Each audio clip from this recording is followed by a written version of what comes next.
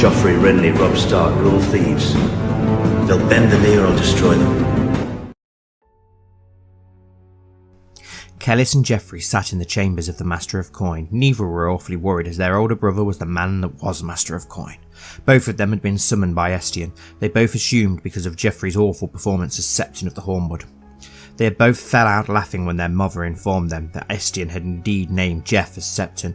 Soon they found out he wasn't joking. Joffrey is a lot of things, but pious is not one of them. He was in fact the most like their father Rogar. He was big, strong and stubborn to no end. After what seemed like an eternity, Estienne arrived in his office with the court tutor Roex's branch. "Brother!" Kellis and Joffrey shouted in unison. Estienne looked at them, just like their father had for all those years. "Uncle Danes was right. You're going to be the death of me, Jeff." Jeff looked back and smiled. "I'm working my way up to rule one day. The backwards way, dear brother." Kellis chimes in. "Well, you did always approach things differently." Roex interjects. "I think your lord brother means that Joffrey's performance as Septon is causing him problems." Jeff defends himself. "Hey! All the poor under my watch are fed and have a roof over their head." "Explain all the gold you now have," Roex asks. "How is it my fault that my Septors can get greater donations than what are needed for charitable tasks they complete? What's left over is mine to keep and maintain my sept," Jeff counters confidently. "Septors?" Estienne raises an eyebrow and turns to look at his younger brother in the eye. "Brother, please tell me you didn't start a brothel in the sept." Jeff looked back defiantly. "Not in the sept, I'm not that stupid." Kellis and Roex both wince when Jeff says that. Kellis replies, "There's all kinds of brave in this world, little brother, and your kind is the crazy version." Roex nods in agreement while Estienne rubs his brow. Jeff stands and looks around. "What?" Roex pats Jeff on the back. "As a defrocked priest myself, that's pretty bad." Estienne composes himself and speaks kindly to his youngest brother. "I know you don't want to be a Septon, but I need you to do it, and do it right for a while, please, Jeff." Jeff tilts his head and rolls his eyes. "Fine, Estienne, I'll do it, but I'm not going to like it." Estienne soothes his anger. "I promise you, you'll get a command position soon, okay?" Next, Estienne goes over to his desk and grabs some parchments as there is a knock on the door. "Enter!" Estienne calls out. In through the door walks Roose Dreadwolf. "Ah, there you are." Estienne motions to him to come forward. "I've brought the rest of you here for a mission for the realm. The Queen has charged me with digging into the Essosi cartels and seeing what their true motives are. I'm sending Roose with Roex and Kellis to the coastlands to visit Elena Silvereye. She can help you get into the Freehold. Roex, you stay with Elena. Kellis, you protect Lord Dreadwolf." "I'll see to it, brother. He's safe with me," Kellis nods. Estienne continues. "Roex knows Lady Silvereye, and he will relay any messages you send back. We know the Freehold is up to something, we just don't know what. Find it for us, Lord Dreadwolf." "It will be done, my lord. Count on it," Dreadwolf replies in a deep voice that sounds like it came from the bottom of a tomb. Estienne finally sits in his chair and breathes a sigh of relief. "We have a lot to deal with before the Merchants' Council is formed next spring. The three of you will leave for a ship departing Warrior's Watch for the coastlands tomorrow. May the gods guide you." Later that day, Estienne meets with the Queen. "Your Grace," Estienne bows. "Have you sent out our men, my lord?" Rennie asks, looking worried. "Yes, your Grace. We shall have eyes in the Freehold soon." Rennie walks across the room and looks out of the window across the city towards the harbour and all the ships. "He was so happy once, when we were young." "I know, your Grace. It saddens me. He constantly runs from his loss in drink. I feel helpless to stop his decline." Estienne puts a hand on the Queen's shoulder to comfort her. "Thank you, Estienne. It seems we are all worried about Ambrose." "Yes, my Queen," Estienne replies, "but only you are married to him."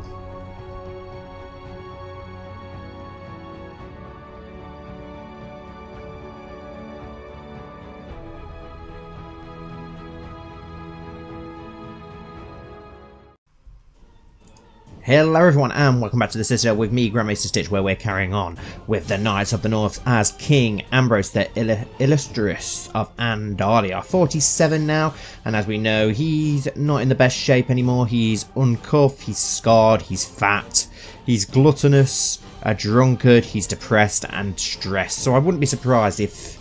I'd be surprised if he made it to 50, to be honest, at this rate. He's not in the best of states, but I've decided that we're going to try and have one more great show of strength and one more great victory as King Ambrose before he finally does kick the bucket, and that is going to be to try and take this northern land in the Vale. By looking at the de jure High Lordships, we already have a claim on both lands of the Bight, and we are currently trying to get a claim on Northwold, if I remember correctly. I'm pretty sure that is what we're trying to... We've already got a claim on one of Wycliffe as well. But yes, we're trying to get a claim on Northwold as well. I don't know if we should probably get Newkeep and Snakewood as well. Maybe. We'll see how long it takes to get the claim on Coldwater Burn before we decide. So that is literally what we're waiting for at the moment. So we will unpause and wait for that claim to hopefully kick in pretty soon. Your Grace, you have invested a lot of gold in improving our fort, but the work is currently directionless and wasteful. You should really send your Hand of the King to oversee the efforts, so all your gold will be wasted. Okay, who is our Hand of the King again? Lord Holman. Okay, so let's get him to improve holding and send him to Sevensport, where we are currently improving Athelthorpe. We do need to get a better name for that. That's a bit of a crappy name, really, isn't it? Blessings upon you in your house. I accept your suggestion that Eva and Lord Wilbert get married. That is Lord Wilbert Richard. So we've managed to get him a marriage now that he's old enough, 19. I have noticed that a few of these younger characters have now aged up. So we've got Lord Wilbert, who is now an adult, Lord Wilbert Richard. We also have Lord Dywin Silver Eye of Silver Spear, who is now an adult, 17. He's still got to wait a couple more years for his bride, though, Rosamund Sevenstar. And then we also have Jonas Hooton of Bullseye, who is 20 years old now and married. And he actually has a son and a daughter, Ramsay Hooton and Barbary Hooton. So that's very interesting. My liege, peace with you. I gladly accept the guardianship contract between John and Adron. Well, this is Adron Bloom, Colmar Bloom's son, who is very good in intrigue, as you can see. So I've set him up with John Frostfire for now. We have a couple of minor titles to give out. What do we have? We have a commander, so we need a new commander. Let's have a look who we've got. Okay, Clay Anvil, he's pretty good, a trickster, aggressive leader, a defender, so we will go with Clay Anvil for now. May you live in harmony and contentment. I gladly accept the guardianship contract between Grenary and Harston. Who's this? Harston? Oh, Oxter, yes, so we've set him up with a guardianship as well. Perfect. I did invite a new courtier. I've not created any custom characters because it's getting quite difficult to create them now. And I think that may be what's bugging the game out a little bit. So I'm trying to avoid it for now. So instead, what I've done is invited a courtier to court, Sir Salander, who is an Andal Northman. He's a skilled commander. He's a holy warrior, a direct leader, a knight, a trained fighter, honest, ambitious, diligent, and wrath. Now, what we're going to do with him, we're going to arrange a marriage for him. First of all, because he needs a bride. Let's have a look. It's got to be, how old is he? He's 27. This Andor lady here will do, from Lannisport. But we are going to raise him to nobility when we have enough wealth. And then I want you guys to come up with a family name and sigil for Sir Calador. And now remember, he's an Andal Northman, so a sigil, a name that will be fitting for the Kingdom of Andalia. Your brother, Prince Lionel Sevenstar, has died, and now it falls to you to decide whether to make the funeral a big and special event, or just keep it a small and private one. Okay, now that is a big loss to lose Lionel Sevenstar, our Master of Laws and our close brother. My brother deserves to be honoured with a funeral, so of course we're going to do that. Just the Sevenstar family, all the court of Sevensport shall attend. My vassals and court shall honour the funeral. Family at the funeral, all lords and ladies of the realm. That's going to cost us a lot of money, but we're going to go for it. This is our brother that has died after all. So he's now left his widow. He's only just remarried, so it's a shame. So it looks like he's not going to be given as a child, but we do now need a new Master of Laws. Let's have a look what we've got. Well, we've got some decent ones, so we'll go with Grenarin Maiden, and we'll send him to fabricate a claim on Coldwater. And we've also, is that going to be our regent now? Yes, we need a new designated regent. Now, who can we trust to be a regent should Ambrose die for Anger? Estienne. Yes, we can trust Estienne. I'm positive we can trust Estienne to be our regent should anything happen. The Vale and the Flints are still at war, and the Wolfswood are still trying to get their independence. I kind of hope they do win their independence before the Vale win against the Flints. How are they doing? They are 92% in favour. That's good. So that means they are going to be independent, the Glovers, which is good. That gives us the option to take the Wolfswood. If it's not part of the North, we can take it. Cormond accepted King Jonas of the Trident's peace offer. Okay. The invitation has been sent to the lords and ladies of the realm to come to the funeral. It is time to prepare the feast and the funeral itself. The guests will arrive soon. Best get on with it. Okay. And I did notice that the Mud King the current Mud King, King Jonas, his sister is the Queen of the Rock, married to the Lannisters. So the Riverlands and the Rock are both old gods, and I'm guessing now they're going to have a pretty strong alliance. So that's a pretty strong kingdom to come up against should we head south. So we do need to keep that in mind. That's why it's important we do get the Starks on our side in the north, so that we can look southward without any Thirst men who would go against us in the north. The best part about preparing a feast is deciding what foodstuff to serve. I must purchase venison, boar and duck spices, wine and ale, honey for the desserts, cheeses, and perhaps even a swan or a peacock. Spending lavishly isn't actually that expensive, is it? No, it's only 20 gold, so we'll go for that. And we've been invited to a plot. You invite me to this every episode, and I'm not going to go for it. Obviously, we have the Corbreeze already on our side in the Vale, which is awesome. So we want to make sure we keep that way so that we can get the fingers on our side as well and control all of the bite, which is the main aim. All the guests have arrived. Perfect. Let's get this funeral out of the way. It's going to give us a decent amount of prestige as well, which is great. Okay, so at the age of 39, your subject Sarah Brightmere died, but she did have a daughter, Shana Brightmere, who is attractive, 3 years old. Okay. And who else was it died? Cormund of High Hermitage. Why does this... Why does that even concern me? As the feast begins, Lord Edric Firehand presented a petition before the court. He says that crime and banditry in Barraton is an increasing threat and that the local sheriffs cannot contain the problem. He petitions that you send men and coin to eradicate the menace plaguing the area. Fine, I will send Lord Edric to deal... You are Lord Edric! Lord Edric must deal with problems in his domain, or I will send Lord Edric to sort it out. But, what? Ugh. Okay, that's absolutely stupid. Lord Halman Bloom has used his attendance of the feast in Sevensport to present a petition for justice before the court. He claims that Lord Bowen Fenn has subjected him to unwarranted false blackmail and demands justice and recompense for the slight on his honour. Lord Bowen must be arrested and made to answer for this. Let's have a look. Is this actually the Lord of Silverreed? Yes, it is. I will order Lord Bowen to pay recompense. Lord Bowen is... would order him to pay recompense. I'd rather keep the Blooms on side than the Fens. And we've got one child lacking an education focus, Rosamund Sevenstar, who is Owen's daughter. She's engaged to Lord Silvereye. Okay, what are you good at? You're good at stewardship, so we'll go for the stewardship education. Why not? John Fenn has used his attendance of this feast in Sevensport to present a petition of justice before the court. He claims that whilst he was detained by Lord Bowen Fenn, he was barbarically tortured and mutilated. He demands justice and redress for his abuse. Okay, John Fenn. Ouch. Okay, so he was blinded. So I'm guessing that is probably true. So, should we get him to pay, or do we imprison him for this? It looks like this guy's a bit of a bastard by the looks of it. Lord Bowen of Silverreed. So, let's have a look at him. Scarred, fat, cruel. Yeah, so he's cruel. And a drunkard. So maybe he has been torturing people, but do we really want to go upset it? Should we arrest him or not? We'll get him to just pay some money for now on. Lord Edric organised a group of men to tackle the bandits and rogues in Barraton. He successfully captured or killed many prominent criminals and publicly hanged them as an example to the others. The problem has now been stamped out and Lord Edric is satisfied. Gained 50 prestige for that, which is pretty awesome. A petitioner by the name of Sir Torgan Clint requests a small grant of coin and lands for his claims, for he claims to have served loyally in the war against the Neck and has suffered great losses in result. Let's have a look at you then, Sir Torgan Clint. Who are you? This seems just. We pay him a bit of money. I can't give coin to every beggar soldier who asks for Lusum Pieta. Who even are you? You're in our...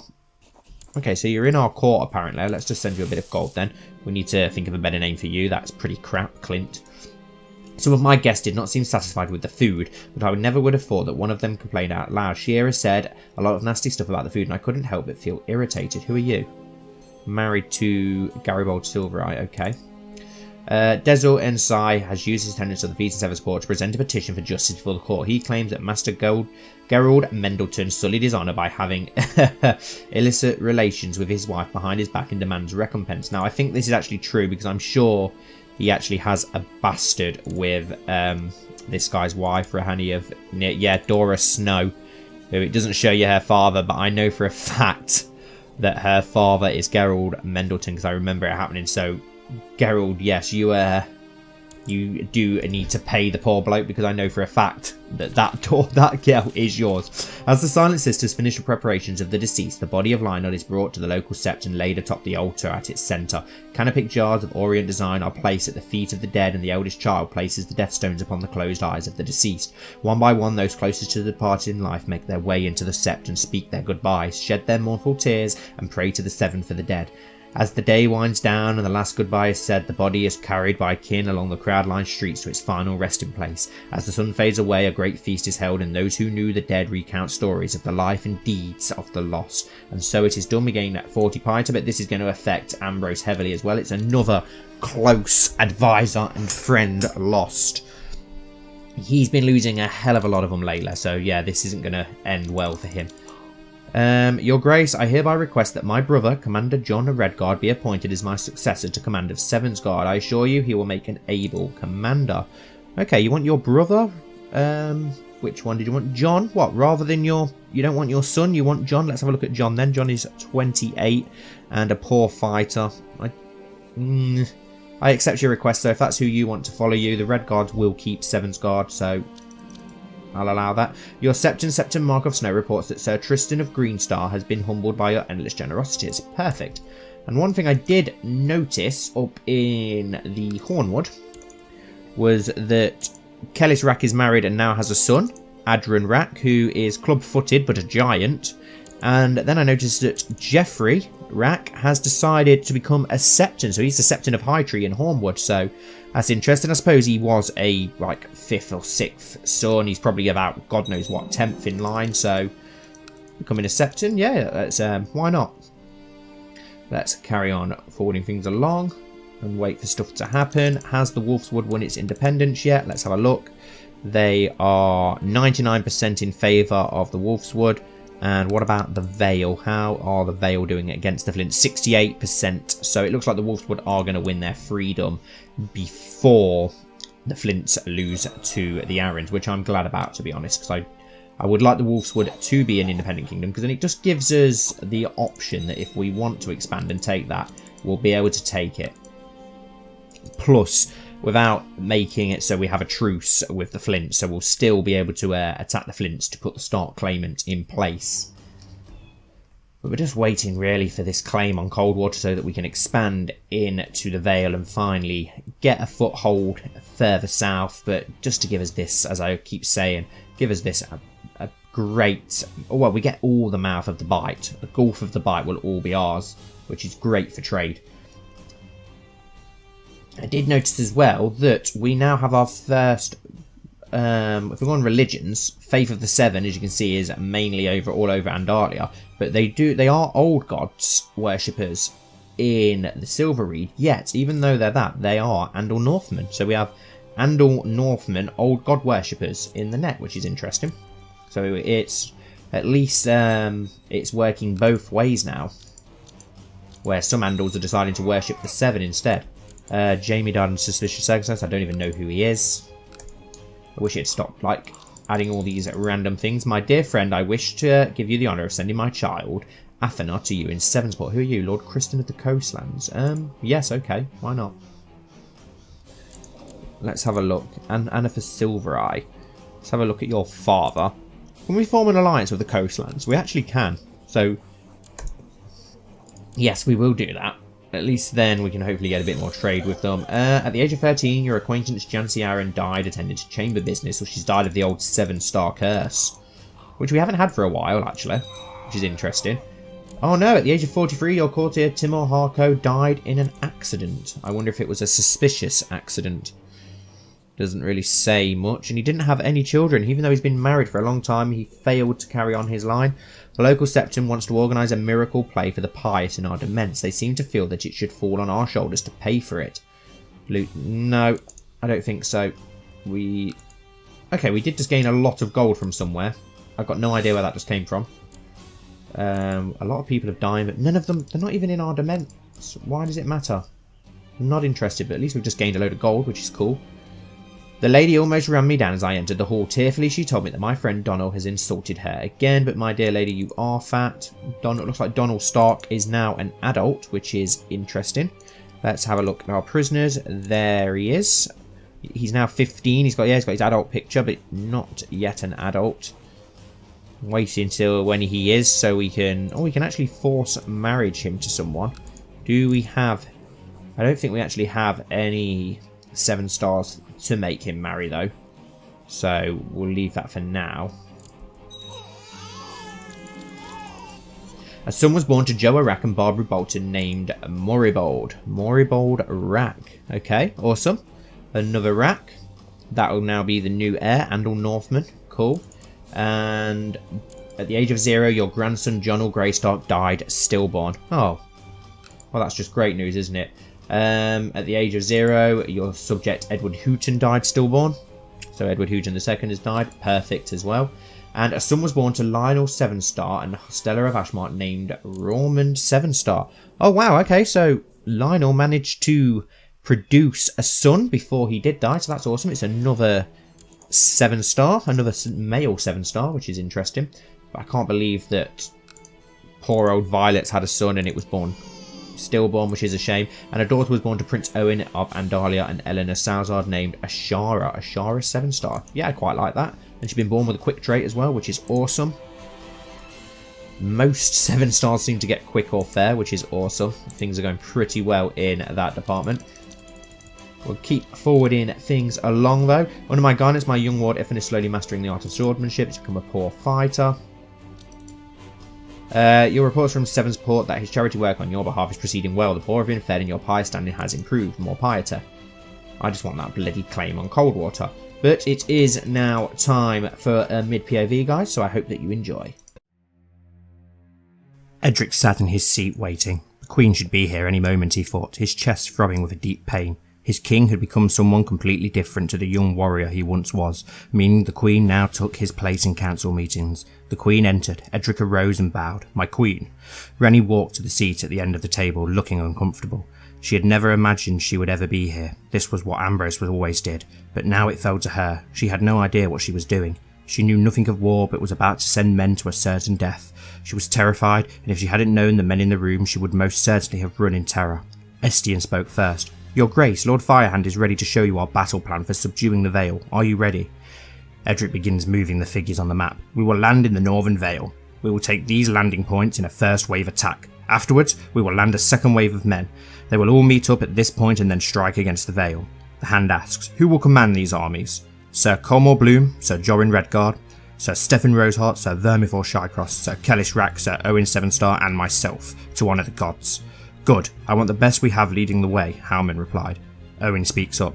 "I have already mustered the 3 fleets, one in Sevensport, one in the Warrior's Watch, and the last in Greyhold. They should be ready to transport the army when the time comes." In turn, each of the Lord gives Rennie information about numbers of men and supplies, the when, where, and why of the planning. She was confused to no end and looked to Estienne. "My lord, why are we fighting this war?" This caused everyone to go silent. Estienne sat up and spoke frankly.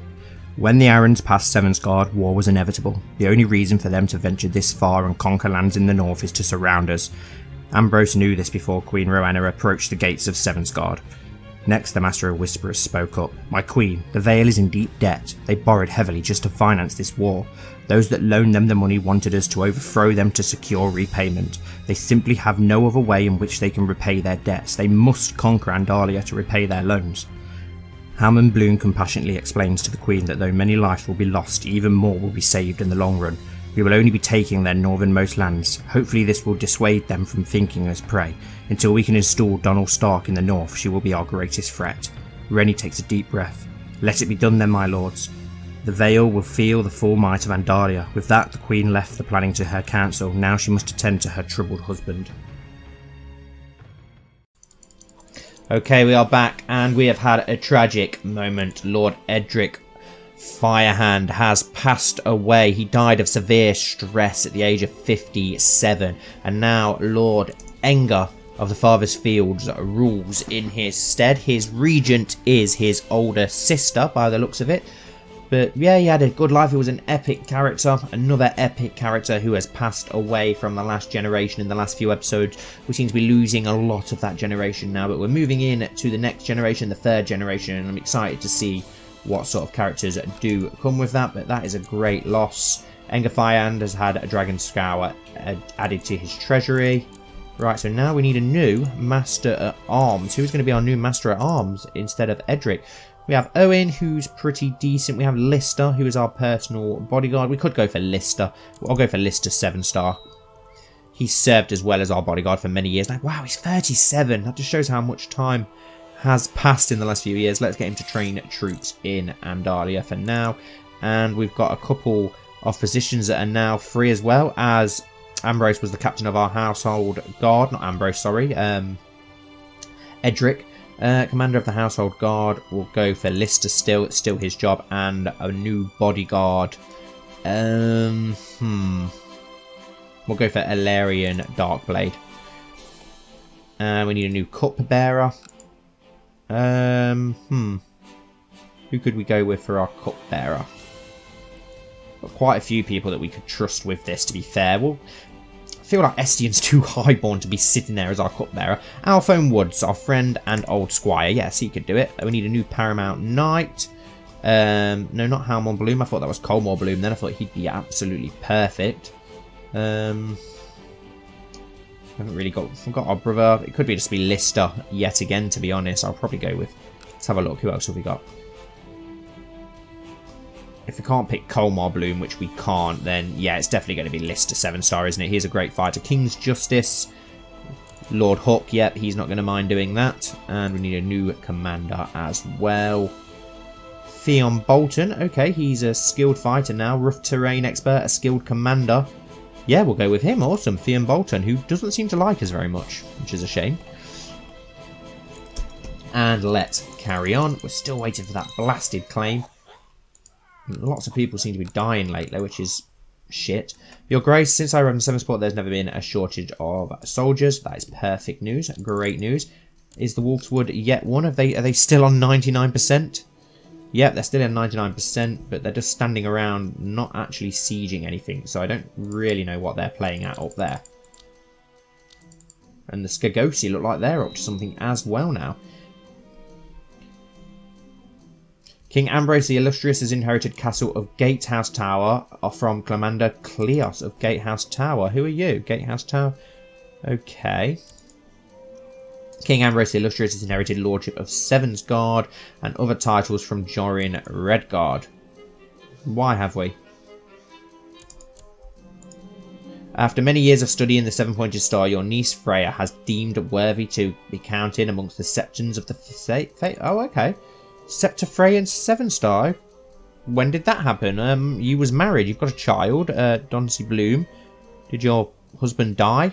But fair enough. She's now a scepter. Whatever's happened there. Why are we in charge of Sevensguard? What's happened to the Red Guards? Where are the Red Guards gone? Do we still have a Red Guard as a ward? No, we don't. Why have the Red Guards all have they all just like randomly appeared in our court now? Because we've just gained 11 new courtiers. Yes, they have. Right, Davos Redguard, who is 15. His parents are Sir Jorin Redguard. I don't know, why is he just giving it up? Is he the oldest of his siblings? Yes, he is. Okay, but we do now have one of the towers to give away here as well. Do we own all of the Lordship of Sevensguard? Castles of the Drunkard Tower, John Redguard, okay. Castle of Elkston we own, and Castle of Gatehouse. Right, so we've got 3 castles to give away, so let's give them to some courtiers. Who have we got? Who have we got that we can give them to? We'll give one to Davos Redguard. We'll give him the Castle of Elkston. Send. We'll give... Well, I might just give them all to Redguards, to be honest. Belos Redguard. We will grant the landed title Castle of Gatehouse Tower. And then who was the main one? It was Sir Jorin Redguard. And we can't grant you anything for some reason, which is weird. Your liege is Lord Ather of Southstoke. What the hell are you doing down there? Oh, what? I don't get this game sometimes. I really don't get this game. We send you a small gift and then invite you back to court? No. Okay. This game is so random sometimes. Okay. We'll give Davos Redguard the Lordship of Sevensguard then. Why not? Our former squire. Send. Not really sure what the hell's happened there. It's gone a bit weird. Word of my pledged chastity has reached the High Septon, who has sent a courtier with a letter of approval and his blessing. Dedicate a ceremony to chastity. Thank the maiden quietly with a prayer in the set.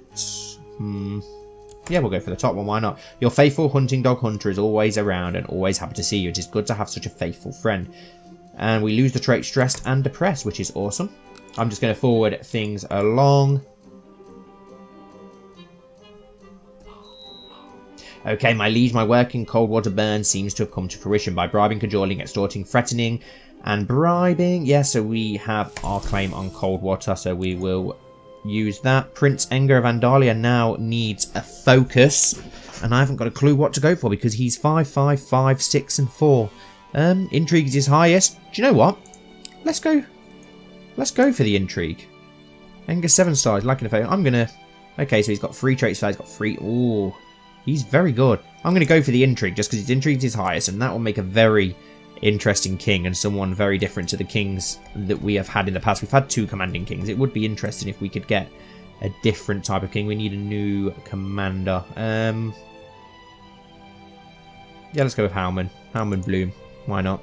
And we also needed a high almoner Theon just to try and get him on side a bit more. Open council position. High admiral. Anyone here? Yeah, Lord Sunderland, considering they're on the islands, we'll definitely go with that. Obviously, I'm going to spend highly on my son's education. And we need to get you to now fabricate a claim on somewhere else. Let's go with Newkeep. Let's get a claim on Newkeep, and we'll go for the whole High Lordship of Northwold. Actually, I think it'd be better if we did do that. Another child lacking an education focus. Relina Sevenstar, who's betrothed to Sir Davos of Sevensguard. Your father's Owen. What are you good at? Wow, you're pretty good as well, but you're very good in martial, so we'll go for the martial education. I've gotten an increased amount of questions from Winfred lately about the gods and the rituals of the faith of the Seven. Winfred Stark. I've not actually married you to anybody or betrayed. I can't because you're actually. I can force marry you to somebody. I don't know if we've actually got anyone that I could force marry you to, though, to be honest. At the moment, no.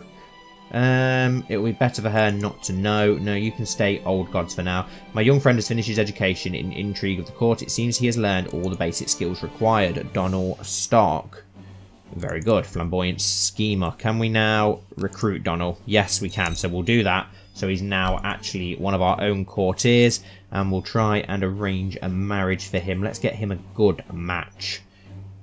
Someone of the old gods would be good. Is there any decent, well, highborn old god people here? Let's have a look who we've got. The random prince. Oh no, she's 42. Wow. He's only 16, so we need to find him someone of decent birth from the north. Or a Bolton. Oh, she's only 6. Crescent. She's only 7. How she would have done, because she is of the old gods. It's got to be somebody from the north who's old gods down here somewhere that will make a good match for him. Surely there's one somewhere. Rowan. That's a little bit too far south. Okay, we're going to leave his match for now. I couldn't really find anyone decent, so we'll leave him unmarried for now. My dear friend, I wish to give you the honour of sending my child, Rohan, to you in Sevensport. Let's have a look at Rohan Rack. Wow, she's pretty decent, isn't she? Yeah, a fine notion. I'll definitely take her as a ward. Wow, 7 Marshal at age 7. That's pretty good. Have the Wolfswood yet won their independent? Yes, the Wolfswood are now independent. Okay, so that's interesting. And the Flints look like they've almost lost to the Vale as well. 80% in favour of the Vale. We're just waiting for those claims that we need. During the past few months, Winfred has showed dogged determination in her studies of our language and has now expressed a desire to study the history of my people. I don't really want her to become Andal Northman, if I'm honest, because she's not. So no, I'm not going to let her. She keeps trying. I think if she tries again, I might just let her, because she seems very determined to become an Andal Northman. Under my guidance, my young ward Rohan is slowly mastering the art of swordsmanship. That's perfect. Poor fighter. At the age of 33, your courtier, Sir Beefer Rack, died of depression, and that is Sir Jorin Redguard's wife. But they did give Sir Davos, so, but yeah, that's a great loss. One of the racks have passed away. I'm surprised that Ambrose is still going. I thought Ambrose would be dead by now. My courtier, Hostella of Ashmox, expressed a desire to get married. Okay, oh, so it's Lionel's old wife. Marry as you please, love. You're not really that important. So listed Sevenstar has been a loyal and able servant, having successfully completed many tasks in the aid of Andalia. It would be seen as the right and honourable course to reward him with certain loyalty. Agreed, I shall arrange this reward. We'll send him some gold. He's not going to get lands. The blue stars already have lands. Then again, he could branch it off into a different star, but it doesn't feel right. He's more of a bodyguard. Winter fever has broken out in Long Sister. Okay, so we need to be careful of that. Has it got anywhere else? Just in Long Sister. Right, we need to keep an eye on that then. We don't want that coming to the mainland if we can help it.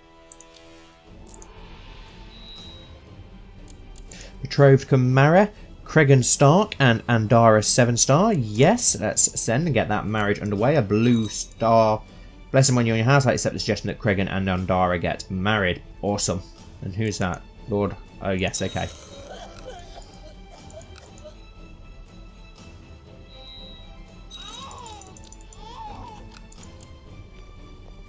Betrothed can marry. Who is it this time? Samwell Rack and Renessa Greystar. Yes, they're the ones that are hopefully going to have some crazy Blood Raven style children. I really hope so anyway.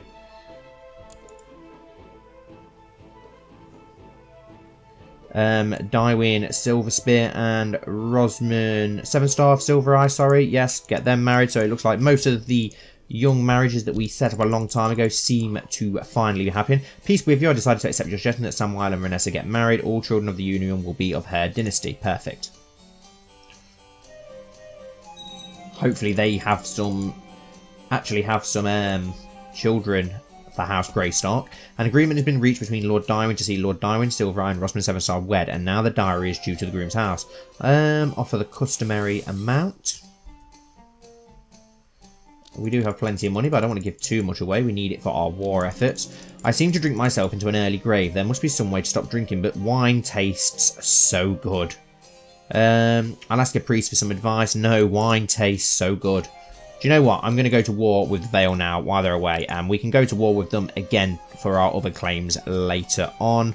But let's press all claims, send. And the core breeds are actually going to aid us in this, which is hilarious. Let's press, well, I'm hoping that they will. And let's call up our men. How many men have we got? Wow, a fair few, quite a decent amount. So let's march them down into Sevensport. And should we go over by ship? It's probably going to be easier if we do go over by ship. So let's bring the 26 ships there. 95, 65 in Oldcastle. And we've got a fair few over on the Sisters as well. We'll get those to sail around as well. Now let's get our men together. Who are the Wolfswood currently at war with them? Who are they fighting now? Attacking King Lawrence of the North in Lord Bowen II's claim on the North War. Okay. Interesting. So he's actually going to try and go for the North himself, Lord Glover. That's if we don't go for Lord Glover first, which I think that we may do. Of course, I will honour my obligation and answer your calls to arm. Okay, so the Silver Eyes from Andalia are getting involved. What about the Corbries? They are going to have to actually defend against us, which is a shame. They've got no choice. Hopefully they won't call up too many men in that war. Let's get all our men down to Sevensguard. Wow, we've got a lot of ships down here. 300 and... wow, a lot. At the age of 64, your vassal, Master Gerard of Sevensport, died attending to chamber business, and the chamber business strikes yet again. So, Dracoros Mendleton is now the new lord there. Wow, that's a pretty cool name. Let's see if we can arrange a betrothal for... oh no, he's 14, so we can actually arrange a marriage for him. He is actually old enough. Who have we got? Actually, yeah, we'll give him Hostella. There we go. Gives him a bride that is proven to give children as well. So that's good news. Septon Danes of Blackhaven use the title Sept of Blackhaven from Ambrose. Okay. Let's merge our troops together. Merge our fleets together. If it will let us, for some reason it won't allow us to do so. Because one ship. Okay, yes, okay. Blessed when you in your house. I accept the suggestion that Hostella and Dracoris get married. Perfect. Now can we merge the fleets together, please? Yes, 353 ships. Awesome. A daughter was born to Sir Joe Rack and Barbara Bolton named Gianna Rack. Wow, they're not messing around, are they? That's 2 kids this episode already. They're popping out children like no one's business. How are the Vale currently doing in this war? 91% in favour of the Vale. Okay, so we need to get over there. They're not going to have any troops. She's got 1,800 men in the Vale, and we're going to be taking over a lot more than that. Do you know what? Let's take these 15,000 men over there now while the rest of the army group up. Here we go. We'll sail our way over into the Western Bight. The cook complained to me about my nephew Ned's temper tantrums. Apparently he punched her son in the face again. Oh, little Ned. Okay, wow, 10 martial. He's doing pretty well. He's only a poor fight, so temperate, zealous, content, wrath, and stressed. The kid shows spirit, gains the wrath trait, beat him into being calm, encourage him to be more patient. Pray for his soul. He's already got wrath, stressed, content, zealous. The kid shows spirit. Let's dock the men in Crow's Baron then, all 15,000 of them. Who have we got leading this? Theon Bolton, Roderick Snowfall, and we will go with Owen Sevenstar. I don't want to leave a Bolton there unattended. And the Arryns are actually going to march straight onto us and get completely slaughtered. Now let's take the ship back to collect the rest of the men. Whilst we get this under siege, let's split in half. And we'll send 7,000 eastward to Scorched Vale. They're going to need a commander in charge of them. We'll go with Barry and Swanson and Clay Anvil for that army. Where's the rest of our commanders? Are we missing some again? No. Okay. On pause, and we'll start getting that under siege. We may need to split the armies up again, but it will make things a lot quicker. Your Septon Mark of Snow reports that Septon Mark of Snow has been humbled by your endless generosities. Okay, he's reporting that he has been... Oh, word of an epidemic. We have received news of a horrible epidemic in Iron Oaks, part of the mountain in Vale. At first, the rumours were thought to be exaggerated, but ever since the disorderly arrival of inconsolable refugees at our gates, it's been difficult to ignore what is happening. They tell of various symptoms, and our courtiers from the area report seeing large, boobous people vomiting blood before dying, while others have had their... extremities turned black, rotting off their bodies. Terror is spreading as rapidly as the disease, and so far there has been no mention of a cure, only mass graves. This is the will of the gods. Okay, okay, that's scary. The great sickness. Oh, bollocks. That is going to spread like wildfire, and that is going to kill a lot of people, but we can't shut the gates just yet, because it isn't come to our land yet, but we've got to look out. We've got to be very careful about this now. Right, we've got 2,000 men here. Let's merge those together. We'll wait for the other 1,500 to arrive. We'll try and take these new Vale lands quickly, but that is going to spread so quickly. Is it still over the sea? Because I remember there being the great... No, so that has faded from the great sickness that happened over the sea. I'm going to keep it on this screen for now so we can watch it spread and keep an eye on it, because that is probably going to spread very quick. Hopefully it won't come north, but no doubt it will come north. A raven has arrived from the Citadel. We should rejoice as winter is coming to an end. That's probably a good thing if there's an epidemic on the way. Come on, guys. How long does it take to split this army in half? There we go. Right, how well defended is that? 1,200 men. How well defended is that? Not very well defended, so that's pretty good. So we'll just get them both under siege. We've got 4,200 men here as well. Let's merge those together. Lord Owen of Grey Cliffs has declared Grey Cliffs war for the Kingdom of the North, Lordship of the Lonely Hills, and Lordship of the Last River and King Lawrence of the North. Okay, so Lord Owen is going for the North himself. He's got an infection and he's wounded, so he needs to be careful. They have had a daughter at least, Orenna Greystark, who is attractive and quick. Awesome. That's great news. Okay, so we'll keep an eye on that. Right, these 4,000 men, let's get them on the ships, and we'll bring those round to Wycliffe in the Fingers. We've still got this epidemic on the Sisters as well that we need to keep an eye on. Okay, it's spreading to Ghoultown already, which is not good. It's spreading quickly by the looks of it. Just like the coronavirus in real life. Right, how are we doing here? Yep, still sieging. Yep. Let's drop these men off in Wycliffe and get that under control. I don't recognise my friend Donald anymore. The things we had in common when we first met and became friends have changed and vanished. Whenever I meet him, I ask myself, is this person I want to be friends with? Can we really be friends despite all our differences? No, you're my friend, and nothing will change that. What quality of education would you like to purchase for your daughter, Princess Sansa Sevenstar? Let's have a look. Wow, she's very good in intrigue as well, so we'll go for intrigue education. Let's get her a new, let's design a new guardian, and we'll go for someone with decent intrigue. Roose Dreadwolf, yes, and we'll spend highly, of course. Right, are we close to being able to siege these now? We're pretty close. Wow, the Great Sickness is spreading incredibly fast. It's already took Runestone and Old Anchor. Maybe now wasn't a good time to go into the Vale, and this army is too big, so we'll march on to Coldwater. Hopefully it won't be too big for Coldwater. 3 great hosts, though, in the Vale. Siege of Stonokimi. Siege of Blackholme as well is done. And wow, they're only 1 province each, those 2. Oh my god, look at it spreading! The Vale of Arryn is now... Oh my god, that is spreading very, very quickly. That's pretty scary. Let's march on to Wycliffe, and you can march on to Newkeep. It's probably not going to take too long to win this war. Your Grace, your daughter Princess Jonquil is responding very well to my tuition. That's perfect. She's gained 2 diplomacy. That's great news. Need to be very, very careful of this epidemic. I can't believe how... Oh, wow. It's spreading very quickly. It's now in the Bay of Claws as well. It's definitely going to come north. And Ambrose is now 50 years old and old. Look at him. I'm going to change that and give him a big scruffy beard. Let's make him look a bit scruffier, considering he's meant to be a bit of a drunkard and a tramp. Where's that big beard gone? We'll go for that one. And in hairstyle, let's go for some big, long, scruffy hair.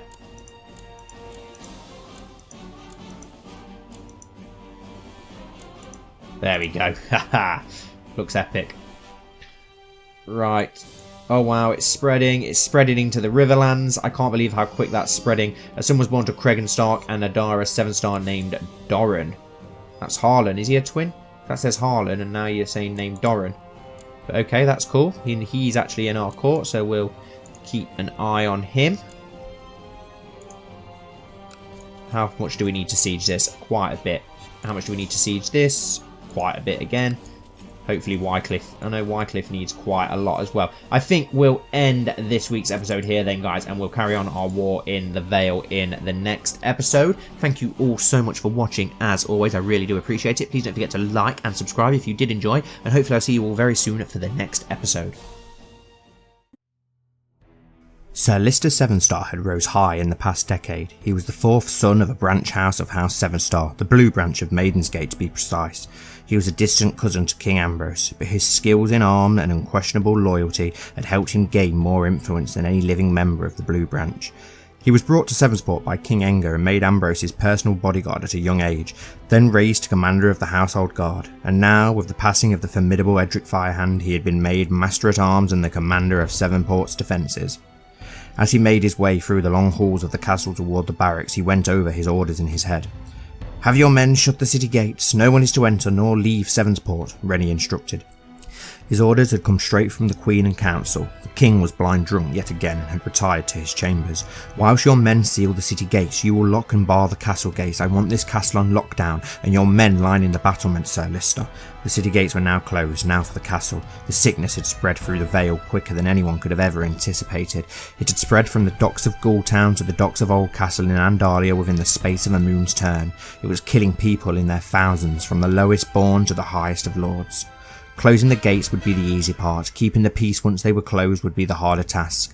The city's fiefs would move first to take hold of all and any food they could get their hands on, claiming great wealth off the desperation and misery of others. By the time the sickness had passed, they would be as rich as kings.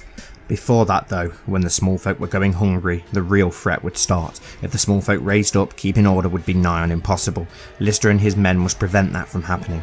The septons of the city had been gathering at the Great Sept of Snow to pray for the people and doctors. Even the court's own physician was trying to ensure there weren't any infected with the disease in the city. Charity efforts performed by the Queen were enacted in Sevenstar to ensure food for all so that supplies would be equally distributed. It wasn't long after the order had been given that Lister found the first deserters. 2 of his own guard had tried to steal off out of the city with stolen goods and food. Their heads now stood on spikes above the castle gate as a warning to any other would-be traitors. John Frostfire had been informed by his informants of some townsfolk gathered at a local inn. When word had come to them that the Queen was helping the people, one of them spit on the floor. One of them was an old Andal who'd crossed the narrow sea with Engar. His father died fighting off First Men, his grandfather Valerians. He hated all non-Andals, and seeing that Ambrose gave lands to Valerians, volunteering and disgusting First Men was a great shame to him. He and his companions planned to kill every single non-Andal living in Sevenstar once the city closed its gates to ensure enough food for the Andals. Epidemics such as this always brought out these radicals and racists, all looking for an answer, and someone to point a finger upon and blame. The city was close to boiling point before the gates had even closed. The gates were full of desperate refugees fleeing from the deadly plague. They were desperately trying to enter the capital city, and their way stood the city guard, barring their entrance with the big, cold shields and long, sharp spears. The refugees had resorted to throwing rocks at the valiant guards, but they stood strong and defiant, keeping the masses at bay as the cold iron gates descended slowly. Occasionally, the odd member of Smallfolk managed to break through the shield wall, but those that did were met with the iron truth of the plague.